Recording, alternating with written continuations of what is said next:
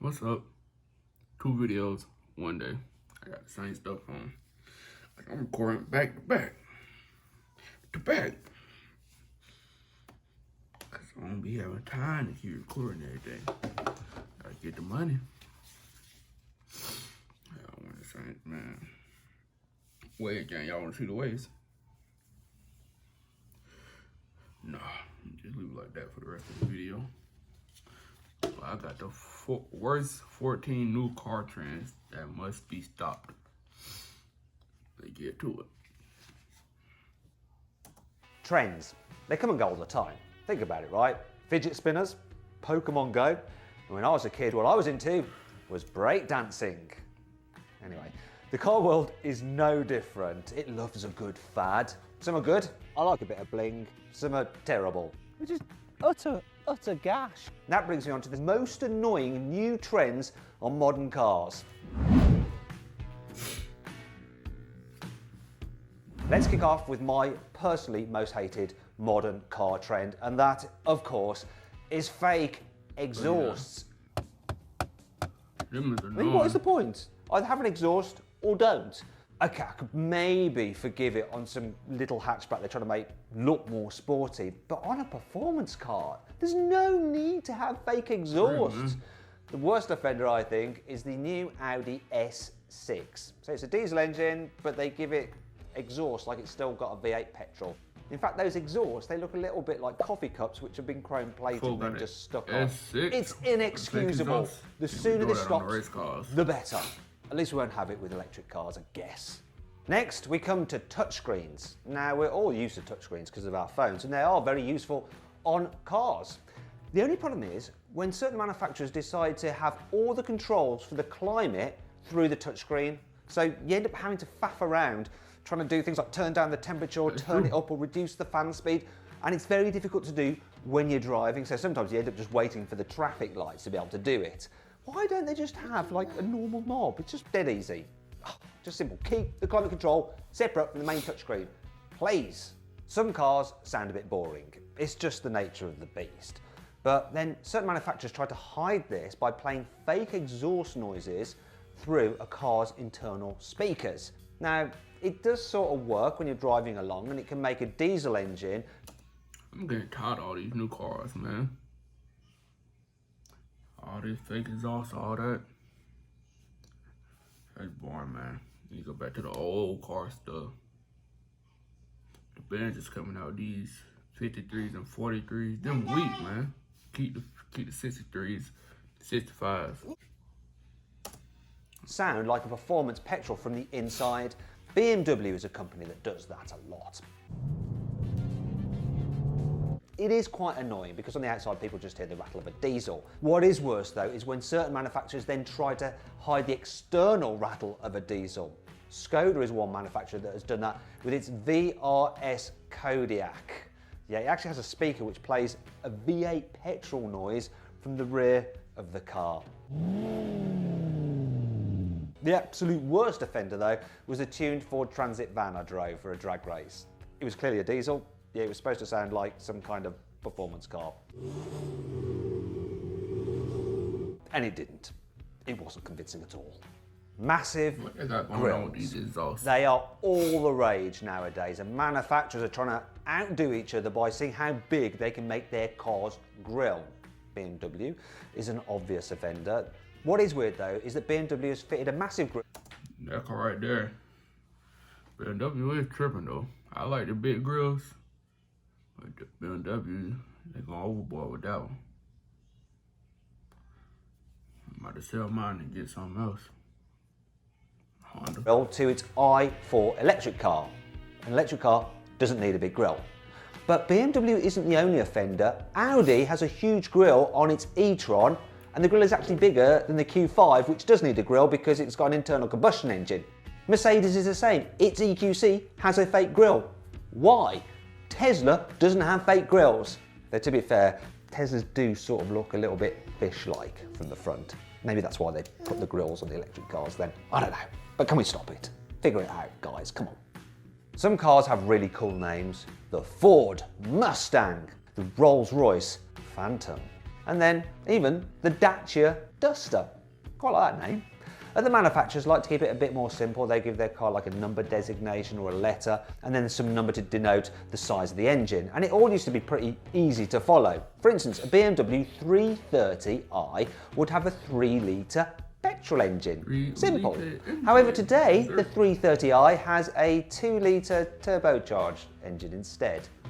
Audi models used to have the size of the engine on the back of the car, but now they've just given them some random number. For instance, the A435 has a 2-litre turbo petrol engine. And then there's the Mercedes CLA 180. Does that have a 1.8 litre engine? No, it doesn't.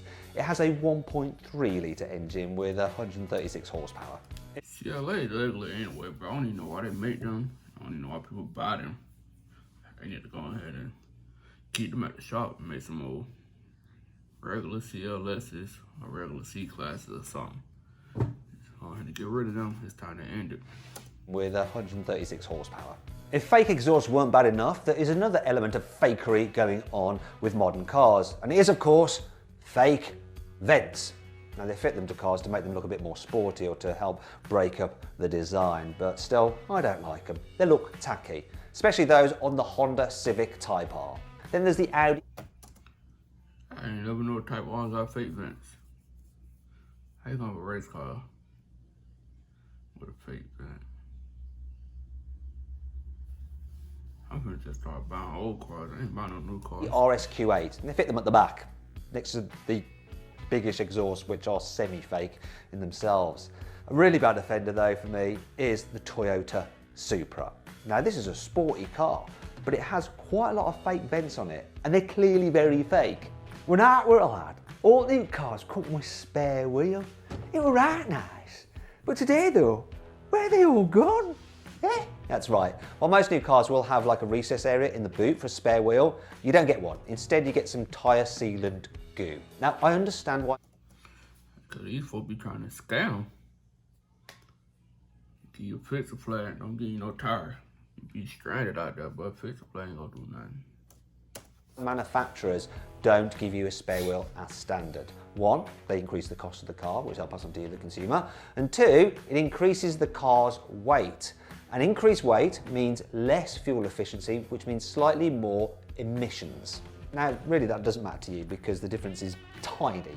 But when you multiply that up against all the cars sold by a manufacturer, it does mean the difference maybe between them making some emissions target and not making it. And if they fail to meet the emissions target, they'll get fined. That's why you don't get a spare wheel. The next thing I'm going to talk about is a trend that I think is just about to start, and we need to stop it from happening.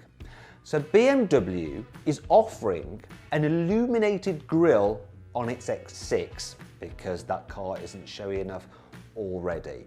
What? And you can imagine that if some people buy that, Audi and Mercedes will be going, oh, look at them over there. We should definitely copy that. And next thing you know, it spirals out of control and every car has got an illuminated grille. It's a bit like truckers when they put extra lights on the front of their trucks. It's just terrible and tacky. Please, we must stop this. So click on the pop-out banner up there to vote whether you think illuminated grilles should be outlawed right now. Kill them instantly at birth. Stop it happening. Come on, guys, vote. We all know that sometimes you can have too much of a good thing, and that applies to gear. No, not that kind of gear. I mean the gears that you have in gearboxes on cars. Now, the more gears you have, it does allow the car to keep the engine running in its most optimal rev range, which is a good thing for economy and performance, but sometimes you can just have too many gears. I think 6, quite frankly, is enough, and 7 is acceptable. But some cars have 8, 9, and even 10 gears in their gearboxes. And the problem with that is that sometimes the systems can get a bit confused and they can never quite decide. Yeah, it is true though. My cousin got the 2013 Porsche Cayenne Turbo. He got like 8 gears and that joint don't need to turn the switch sometimes. Just give me 6 gears, I'm cool. Which gear to be in. Also, if you have more gears, you have more weight, which reduces your economy, so there's this battle of efficiency. And then there's the fact that with more gears, there's more things to go wrong. Surely. One of the weirdest new trends revolves around carbon fibre. And it's not fake carbon fibre trim, which you do get on certain cars like the exterior of a Honda Civic Type R. I'm talking about fake carbon fibre on the seats. Now, the culprits for this new trend are Volkswagen, Skoda and Peugeot. Oh, they only got them in America, so I ain't worried about that. If I would see that, I'd get some new seats for free. They have this weird kind of vinyl seat covering with a carbon fibre weave look in it. I don't really know what to say about it. What do you think about it? Let me know in the comments below. Carbon fibre effect on seats. Madness. It's bad enough that people can just go on eBay and buy something like an M badge, stick it on their old 318D and pretend they have an M car. But, you know, manufacturers are pretty much just as bad. BMW, perfect example, M Sport, which basically is just a styling kit.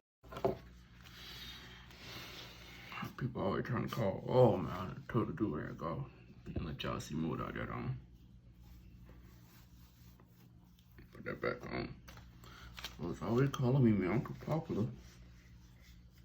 Audi does the same with its S-Line. So the S models of Audi are pretty quick, but S-Line, you can have it on basic diesels if you want to. Then there's Mercedes with its AMG line, Volkswagen with it. What I was saying? Oh yeah, BMW just put an M badge on anything. Yeah, like he just said, MG, they do too. Cars getting OD. I might have made me a car. It's R line. There's Peugeot with its GT line, like who cares? And even Hyundai now has N line. Yep, manufacturers aren't afraid to rinse out their performance brands to make a little bit of extra cash. Another new fad is the use of piano black trim in cars. Now you actually got piano black wood in cars such as Rolls Royces, which is actually the proper wood, whereas lesser cars have a fake effect, which is more just a piece of plastic. Looks good though. It looks good in the showroom, but it can actually get on your nerves in reality. The first thing about it that's annoying is that when you're driving, it does reflect pretty badly, so you get flickering in your peripheral vision. Then there's the fact that if you so much as touch it, it will scratch. It'll scratch, even just if you look at it for too long, and it just looks terrible when it's scratched. Piano black trim looks good, but soon becomes very tatty. So overall, it's a bad idea. Please stop it. I need to tell my auntie that, because she just got the Beamer 650. Cool, with the piano trim in there. I might tell her to go trade it in for some carbon fiber trim or something. Please stop it. Most modern cars have various different driving modes, and you can access them through the press of the button, and they do things like stiffen up the adaptive suspension if you've got it fitted, add weight to the steering, all that kind of stuff. However, some cars have modes which are just completely pointless from the get-go. For instance, a Hyundai Ioniq Hybrid has a sport mode. An Alfa Romeo has something called all-weather mode. You're not going to use all-weather, it's not really going to help you out. If it starts to snow a lot, you're still going to be stuck in your Giulia Quadrifoglio, aren't you? Giulia Quadrifoglio, I need me one of them. Y'all donate me some money so I can get a Giulia Quadrifoglio or something. Yeah. Then the worst offender is BMW, and there's quite a lot of BMWs in this list. I think they like their fads. BMWs have something called Eco Pro mode, which basically makes the car feel like you've removed half of the engine cylinders. An M8 has an Eco Pro mode. Who on earth is going to put their M8 in Eco Pro mode? What is the point? Why did you buy an M8? You may as well have just bought a blooming i3. Speak of facts. Finally, we come to the last new trend that does need to be stopped. And it is starter buttons in absolutely every single car. Now, I kind of got it in sports cars. It like adds to the experience, and you get in your sports car, your sporty seats, and you press the button to start that engine and it snarls into life. But why do you just need it on a basic hatchback? You don't. And the annoying thing about these start button things is that at least when you put the key in the ignition, you had somewhere to keep the key. Now you have to keep it in your pocket, so it's a bit uncomfortable when you're driving, or you put it in a cubby hole and then it's just rattling the whole time when you're driving along, or you put it in a very secret cubby hole and forget where it is, and then you're screwed. We don't need You all don't need all that. buttons. The old way was better. I hope you'll enjoy. Video. I'm out.